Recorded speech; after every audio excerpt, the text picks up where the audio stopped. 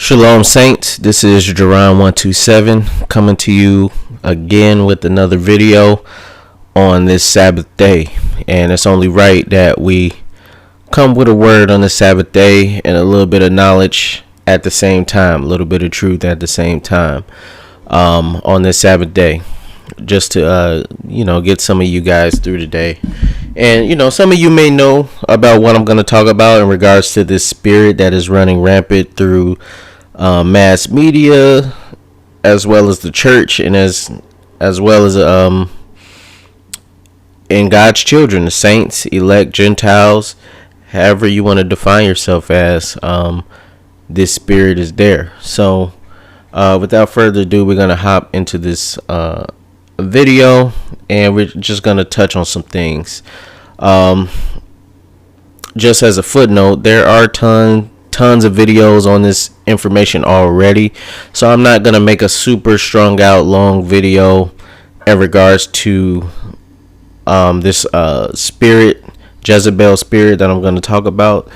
But I did just want to touch on it and make a video of my own, and I'm going to try to condense it as much as possible, and just to anybody who has an ear, let them hear the word that's coming out of it. Amen. Okay, part 1 is entitled Blind Faith. Who is Mary, mother of the Messiah? So in this particular part, I just wanted to touch on, obviously, who Mary is. Everybody knows who Mary is. She's the proclaimed virgin mother of the Messiah. And she was highly favored at the end of the day.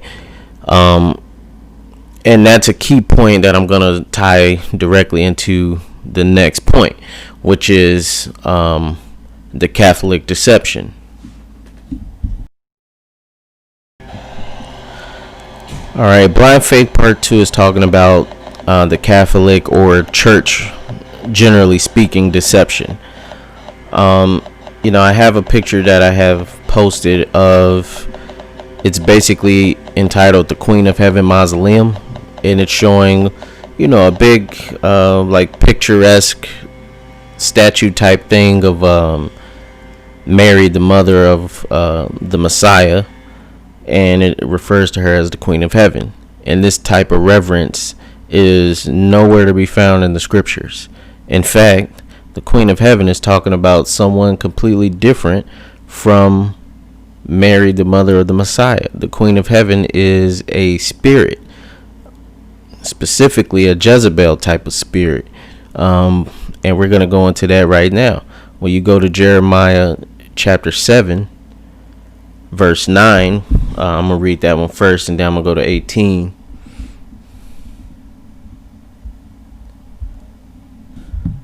It talks about, basically what this is. And it says in Jeremiah 7:9, will ye steal, murder, and commit adultery, and swear falsely, and burn incense unto Baal? Baal is a devil, and walk after other gods whom you know not. So again, he's basically talking about the same thing that's been going on. At this point in Jeremiah, this has been going on for generations. Our people going after false gods, self-proclaiming that our gods are these false gods, and committing idolatry at the same time.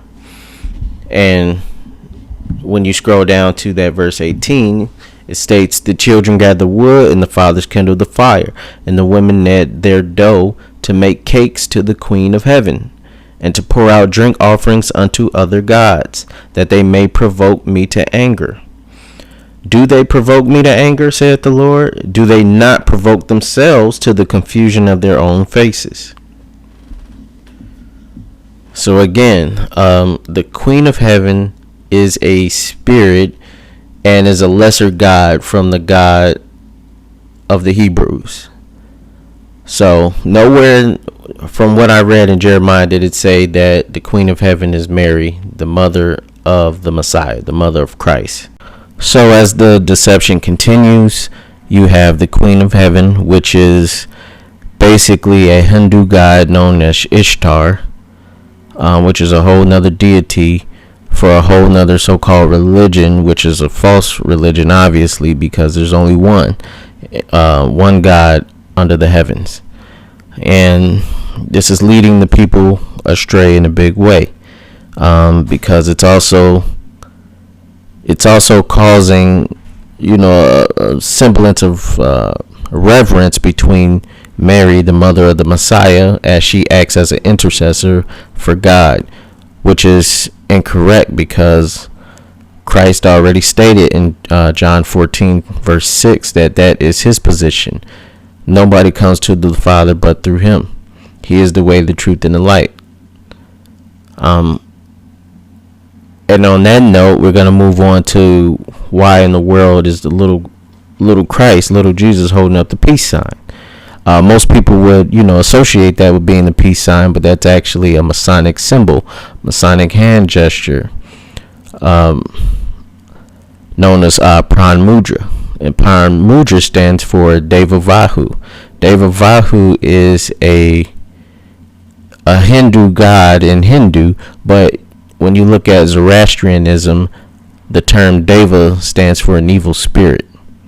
So here you have in idolatry all these other gods, two now, that are being worshipped, simply in Catholicism alone. Already two other gods besides, masquerading as the God of the Hebrews, which is a very big deal, which is a problem.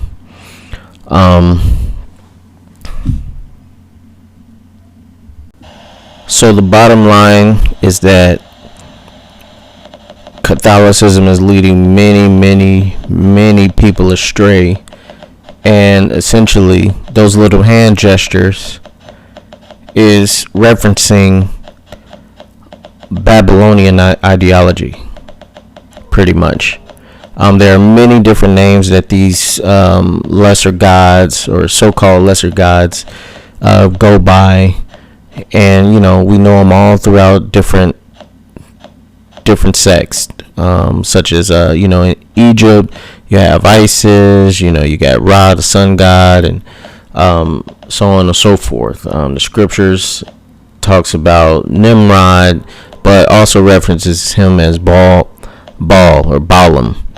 Then you have Semiramis, that's also another name that Ishtar or Isis goes by, and just so on and so forth. You have a lot of different names, which kind of sparks some confusion. I'm sure a lot of people have heard, or Egypt, people that follow Egyptology, they talking about how, the Bible is plagiarized and everything in it is, from Egypt and such, and Jesus is really, Ra, the sun god, and you got all these different things going on. So it leads to a lot of different confusion, and this is why, because certain things are rooted from a similar source. And we have to remember that the devil is the author of confusion. That's what he wants. He wants people to think that Christ doesn't exist and that it's just man-made religion.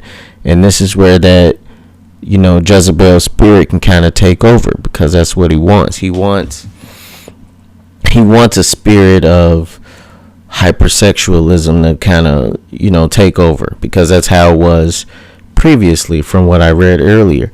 And when you look at our society today in North America, that's what we seem to have. You seem to have obviously a lot of feminism and women empowerment, all these different movements that help support women, but where does that leave the men? And just the last point I wanted to read was from 1 Kings. This is chapter 18. This is verse 4. And it reads, "For it was so, when Jezebel cut off the prophets of the Lord, that Obadiah took 100 prophets, hid them 50 in one cave, and fed them with bread and water." Then when you scroll down to, I believe, the 13th verse, "Was it not told my Lord what I did when Jezebel slew the prophets of the Lord? how I hid 100 men of the Lord's prophets by 50 in a cave, and fed them with bread and water. And it goes on to talk about how Obadiah, he was with Elijah speaking to him, and how it came about how up to basically it was 100 of the Lord's prophets versus 450 of Baal's prophets. And I'll read that. That was in verse 19, and this is 1 Kings 18 verse 19. Now therefore send and gather to me all Israel unto Mount Carmel, and the prophets of Baal 450, and the prophets of the groves 400, which eat at Jezebel's table. So Ahab sent unto all the children of Israel, and gathered the prophets together unto Mount Carmel. And Elijah came unto all the people and said, How long halt ye between two opinions? If the Lord be God, follow him, but if Baal, then follow him. And the people answered him not a word. And then Elijah said unto the people, I even only remain a prophet of the Lord, but Baal's prophets are 450 men. So all of this is after the fact that 100 prophets were hid in a cave, after the fact that Jezebel, or the spirits of Jezebel, literally was killing all the Lord's prophets, leaving only Elijah at that particular moment. So it's 1 versus 450. When we go to Revelation chapter 17, it references this Jezebel spirit again, and this is the spirit of the United States, and of the world mainly, but you guys get what I'm saying. So it states in chapter 17 verse 1, and there came one of the 7 angels who had the 7 vials, and talked with me, saying unto me, Come hither, I will shew unto thee the judgment of the great whore that sitteth upon many waters, with whom the kings of the earth have committed fornication, and the inhabitants of the earth have been made drunk with the wine of her fornication. So he carried me away in the spirit unto the wilderness, and I saw a woman sit upon a scarlet-colored beast, full of names of blasphemy, having 7 heads and 10 horns.